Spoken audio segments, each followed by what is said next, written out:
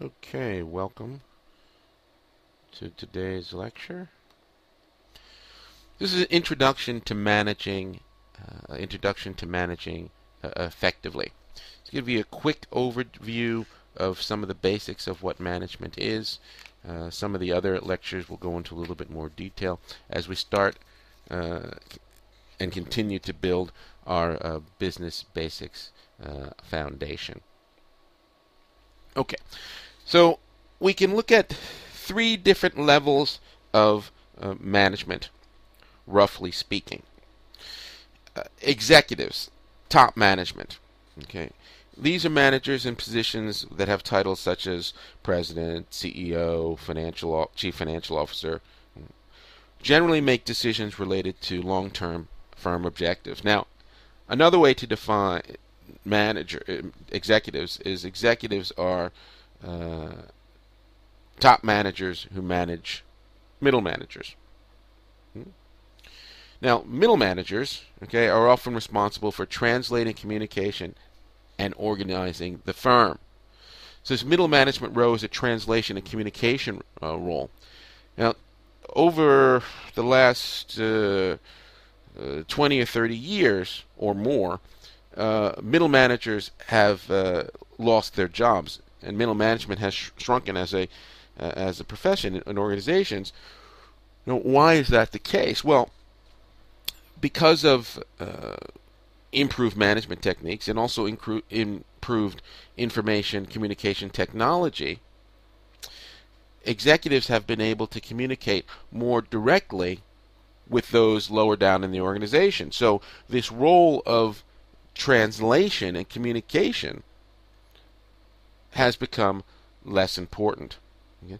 Not totally going away, it's not unimportant, but it's become a little bit less important. Managers, another way to look at middle managers are people who supervise supervisors. And so who are supervisors? Supervisors are first line managers. Supervisors are people who manage individuals that have no management responsibility. So they're the people who are in day-to-day contact with other employees, employees that are engaged in the day-to-day production process. Now, it is not, and I do not want you to say that there are employees and that they're managers, and managers manage employees.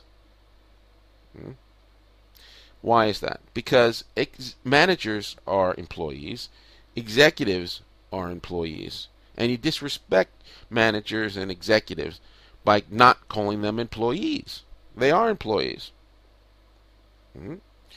Those people who engage in the day-to-day production responsibility and have no supervisory responsibility, we can call them operatives. So if you need to call them operatives or employees without supervisory responsibility. Those are those folks at the bottom of the pyramid, one can say. So we have operatives, okay, who are supervised by supervisors, first line managers. The definition of a manager is a person that manages other managers or supervisors. And an executive is a person that manages managers who manage, and they're at the top of the organization and have particularly long-term decision-making responsibility. Okay. So let's look at again comparison between and among managers. So top managers, executives, strategic planning. We'll talk about that a little bit more, but these are the big plans, long-term objectives. How we steer the business, what business are we going to be in, what industry are we going to be in, those sorts of things. And then it's their responsibility to communicate those plans to those who can execute those plans.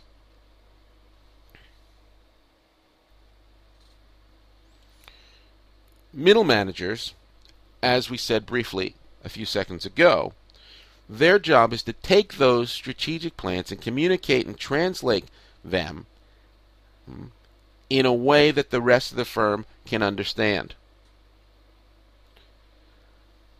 convert these strategic plans into operational and tactical plans.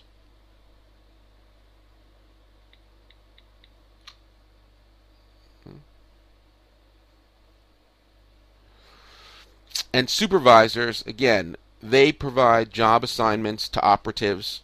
They provide direct control over operatives, and they are involved in motivation and incentivizing operatives and others at the lower end of the pyramid, so to say.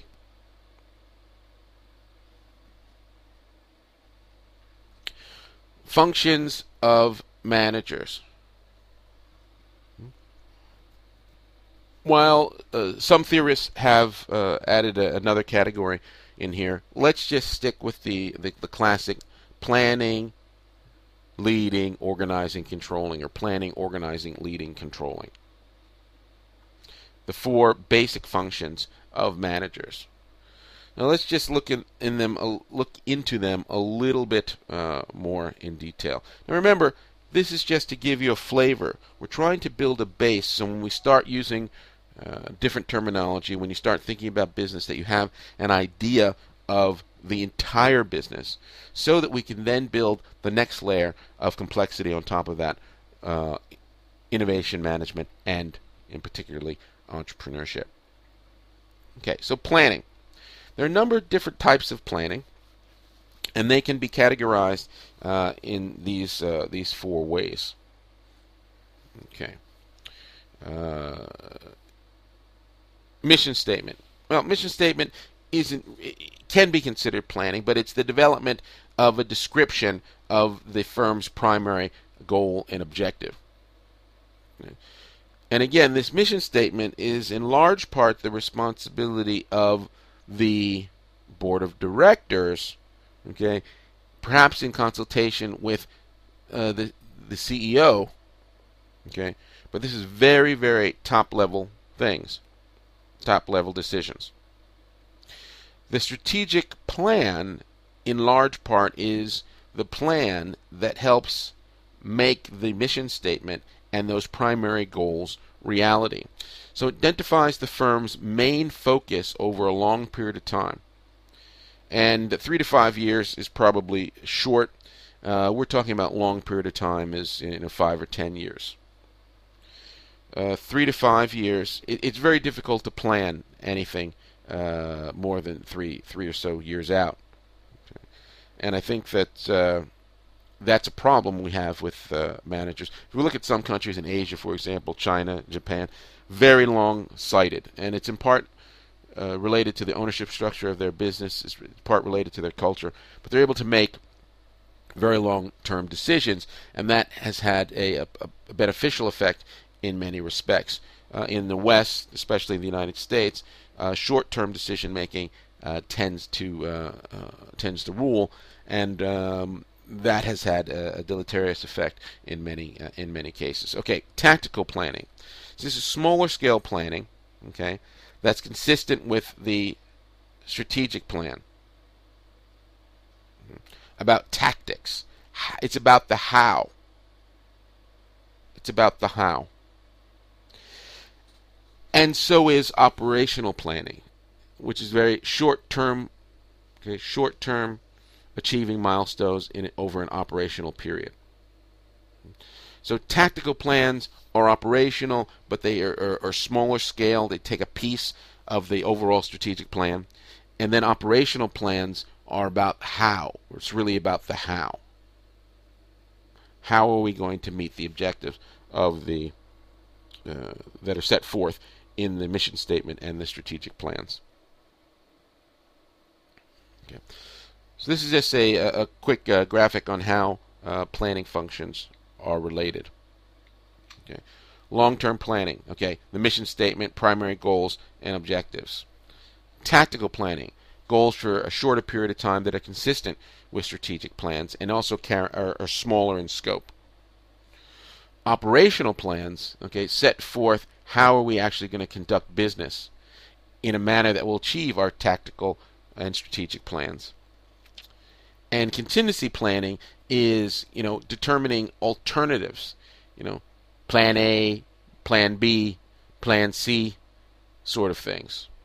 Because oftentimes, while we may plan, the environment, the competitors come into play. And as a result, we're not able to achieve the plan that we originally stated for. So we have to go to an alternative, a plan B, one can say. Here's just a little more specific example. So a long-term plan may be to focus on growth in the men's shirt business and then expand into related business. That's the overall objective. And a tactical plan is a decision has been made to expand into women's shirt business. So how do we do that? Operationally, we hire employees to work the night shift in an existing manufacturing plant. And if that doesn't work, if the women's shirt business doesn't perform as well as we'd hope, we consider using the night shift to produce men's pants.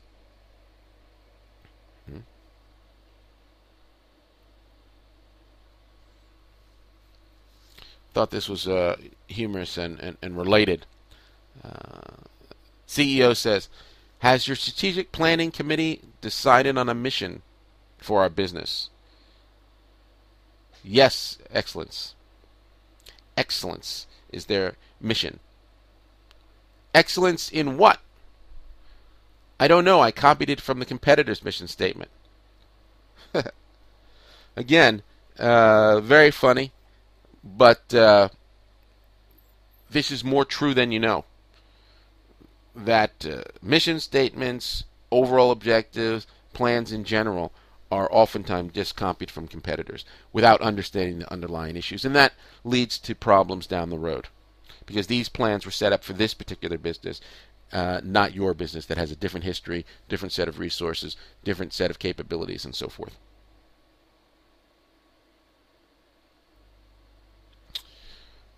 So what are the functions of middle managers? I'd say this is a good time to take a break. Let's take a quick break, and we'll be back